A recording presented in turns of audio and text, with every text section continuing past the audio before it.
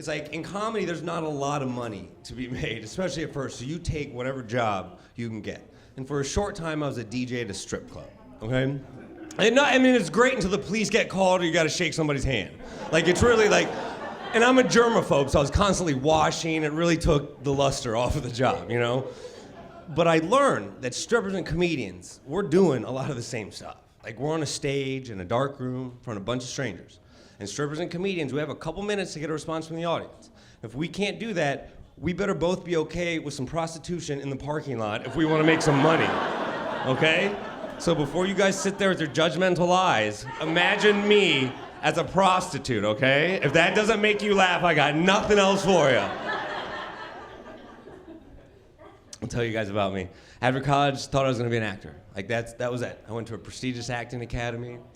That turned into playing a part of a Mexican janitor on NCIS. Big fan of Mexican janitors. I totally understand. Gibbs, hey Gibbs, I think you dropped some evidence, Holmes.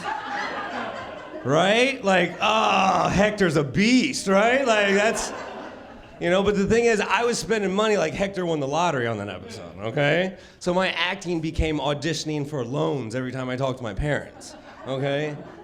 I became really good.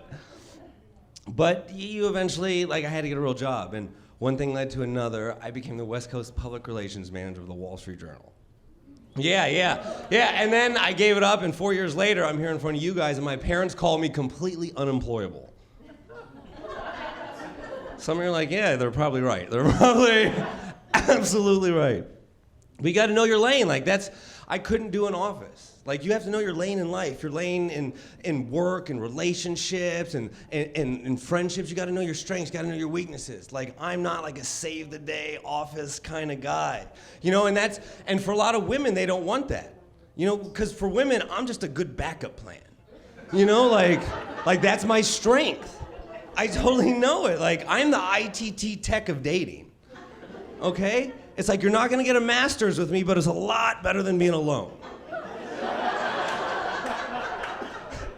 You know, you gotta know your lane. You gotta know your strengths, your weaknesses, where you're at. It's like if a woman has the opportunity to go to nursing school or date me, go to nursing school. Oh my God. In 5 years, you'll be so much better off. Nursing school's only 2 years. Go to nursing school twice and then backpack around Europe. You know how much more amazing your life would be? Oh. My dad's lane is like being crazy but understandable. Like, that's like his thing. Like, he does and says things that are crazy but understandable.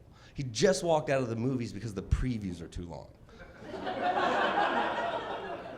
Okay, like, that's crazy, but if I see one more preview where Nick Cage is an insane wizard, like, I'm out. I'm gone. I couldn't. So understandable. But then he also says, Brian, I hate that you're a comedian, but at least you're not in prison. Like, that's crazy, but totally understandable. Like, I would hate prison more than he would hate me in prison, like, totally. But like, my mom, she's from Bogota, Colombia, okay? Like, she grew up in a different time and place, and she hears that, and she's like, Brian, do not listen to your father. Prison makes everybody hilarious. Like, that's totally understandable, too. Like, I don't know who to listen to. But my mom, she's, like, different. Her lane is the gangster lane. Like, my mom's tough. Like, she grew up Bogota, Colombia, in a place where if your best friend got kidnapped by the cartel, you went out and found a new best friend. Do that 4 or 5 times in a summer, you become a woman, all right? Like, that's where, like, the first lesson she ever taught me, I'll never forget it. Looks me dead in the eye, and she's like, Brian, if something happens and the police come, don't say a word. Like, well, I won't talk to anyone, but I don't even like soccer practice. Let's get out of here. Like, what are you talking about, Mom? Like, I gave her my Netflix password, and I can see the recently watched, and all of a sudden there's these human trafficking documentaries. Like, what are you doing, lady? Trying to start a business? Like, I don't need this stress in my life. I got this kind of stuff to deal with, you know? It's like, I don't need Liam Neeson showing up at my door looking for one of your business partners, okay? Like, it's too much. Got to know your lane in marriage. My parents got divorced after like 5 years, which is really good because I could have done it for 30 minutes with my dad. Like, I could have been married for 30 minutes. And divorces, I enjoy watching divorce because I think there's a level of realism to it. You know, just like there's a level of realism to love, you know, it's the balance of life. But I personally, the divorce I love watching right now is Mariah Carey and Nick Cannon. Oh my God, Becky, because we all knew it was gonna end, right? Have you ever heard either of them talk? Like, no way that was gonna last. But the thing is like Nick Cannon just signed a deal to write a tell-all book, expose on their marriage.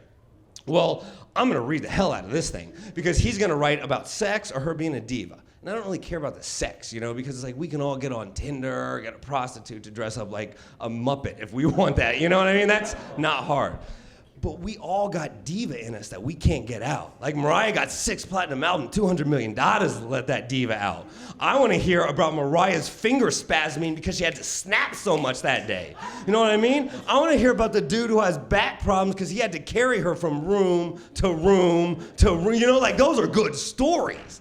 You know what I mean? There are babies in Africa that don't get their breast milk because their mother has to overnight it so Mariah can wash her face. Those are stories I want to read about. Because like we all got diva that we wanted out. Like if I had 6 platinum albums, $200 million, I couldn't tell you how much diva would come out of me. Because money doesn't change you. It just takes things around there and make them bigger. Like, I'd be fashionable. Lady Gaga went to the Grammys in a meat dress. I'd have a balsamic vinaigrette dress. Oh my God, with caprese salad and maybe some leaf lettuce on the side. Be beautiful. Something there for everybody. And like a diva has to make an entrance. You guys know about the Shriners? You know what Shriners are? These old guys that come at the fairs, they have a big hat with tassels and they drive these little cars around honk, honk, honk, honk all the time. I would literally hire the Shriners to enter the room before me, right? Like that's how you make an entrance, ladies and gentlemen.